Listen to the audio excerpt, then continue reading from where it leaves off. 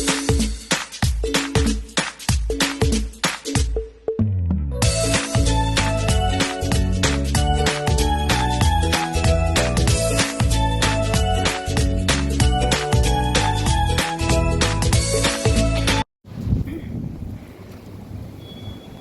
morning guys. Yung liig ko wala pa lang, hindi pa pala 3 layer. Bitaw day off natin. Ba yung kayong ko nililipat, malakas yung hangin pero mainit siya. Day off pala natin, punta tayo doon sa City 1 kasi yun lang naman ang tambayan pag walang pera, kaya doon tayo. Wala tayong pera kaya tipid-tipid muna tayo. Punta tayo ng City 1, lalakarin lang natin. Pwede naman tayong sumakay pero mas okay yung lalakarin natin guys. Dito tayo dadaan or dito na lang. Pumunta kasi ako dyan, pumunta ako sa ATM, nag-withdraw ako ng panggastos ko. Pero tipid-tipid tayo kasi wala na tayong pera. Mapas mo na ang bilok.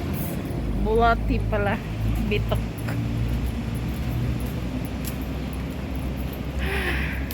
Buhay nga naman. Statutory today pero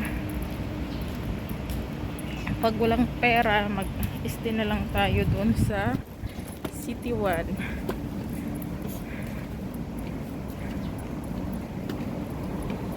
Doon kasi mas mura-mura yung foods doon, pagkain. Let's go. Tara guys. Lakad-lakad. Uh-oh.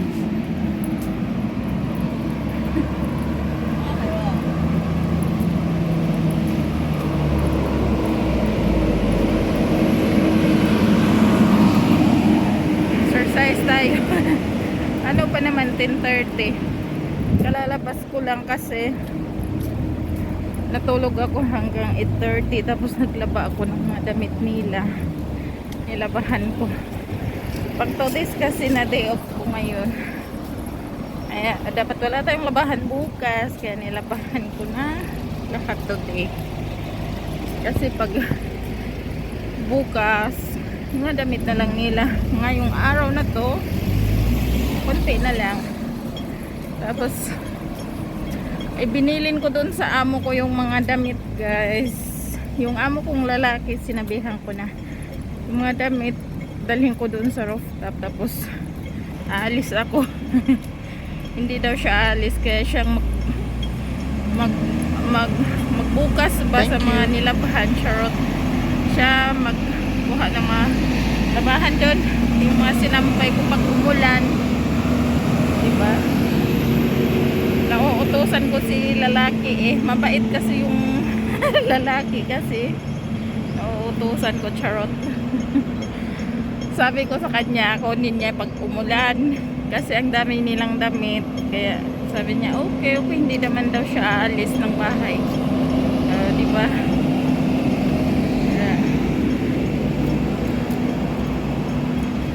Dito tayo guys.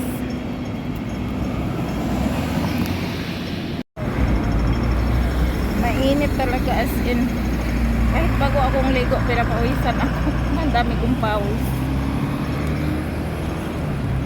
Ganito siguro pag maraming sebo, no? Pawisan mo.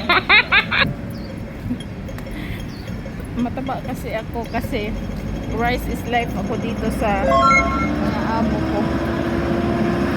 Alam talaga niya na, sabi ko pag tanghali, lunch, marami talaga akong kinakain na rice, dalawang bowl na malalaki. Tapos sabi ko sa kanya, ako bread is life talaga ako, coffee and bread. Kaya tuwing day off ko, bumibili talaga yan ng bread si babae para kinabukasan may makain ako. Dapat tatawid tayo dyan. Tawid tayo dyan. Nahihiya akong mag-ano kasi yung sikwa tumitingin sa akin. So yun, nakatawid na pala tayo dun sa may tawiran. Kaya siguro lagi akong pawisan kasi yung masebo ba. Makain kasi ako ng rice pagka ano lunch marami. Kaya yung pawisan talaga ako guys. Iwan ko ba? Mainit kasi dito. Kaya pag work day, 3 beses ako nagpapalit ng damit kasi nga pawisan ako dun sa bahay kasi nila mainit. Nasa mababa lang kami na floor pero yun pala ang sobrang init.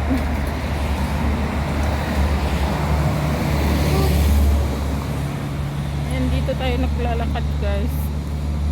Lakad-lakad lang natin kasi exercise na din. Exercise na din paminsan-minsan kasi puro na lang tayo sakay eh. Pag day off sakay paano pa tayo maka-exercise.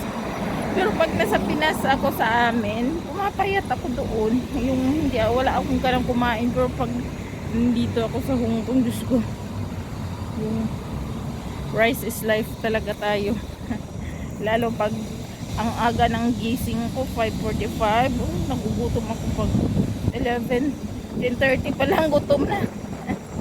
Kaya marami tayong kinakain na rice. Kaya siguro lalo akong tumataba dito.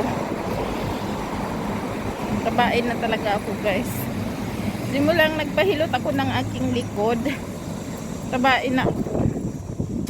6 years ago, payat pa ako kasi nga di pa ako nagpahilot sa aking likod. Pero nung di pa ako nagpahilot, payat talaga ako kahit anong gawin kong kain. Kahit marami pa akong kinakain, di ako tumataba. Pero ang pangit ko tingnan kasi matangkad ako.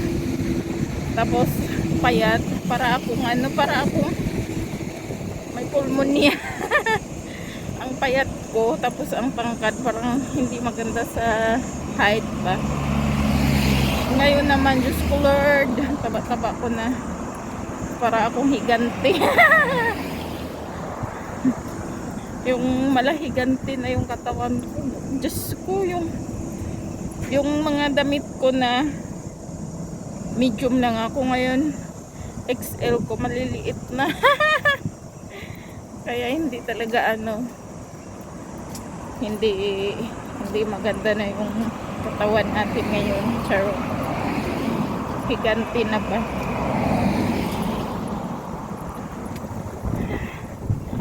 Nililipad yung payo at mahangin kasi nga mainit.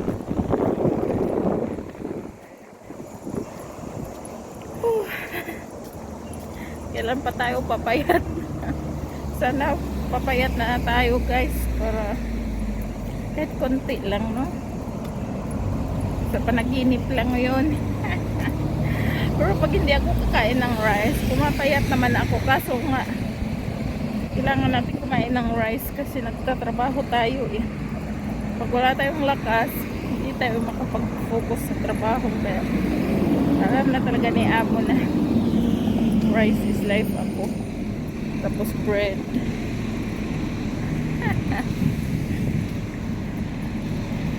Pero at least maganda naman. Woo! Diba kilay? Nagkikilay kasi ako, charot.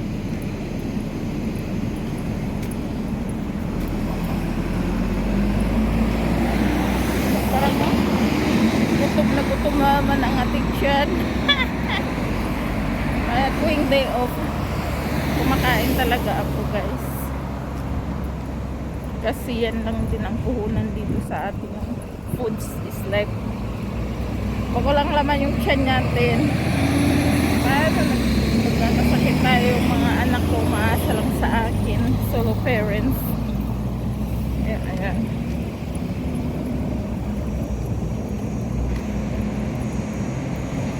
Mainit na.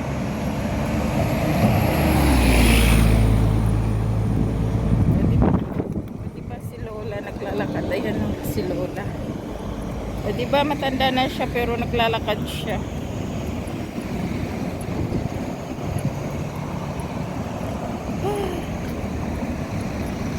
guys. O siya, sige na kasi ayun na, parang mababa na yung kwentuhan natin ba. Magbabay na ako kasi papasok na ako dyan sa ano, sa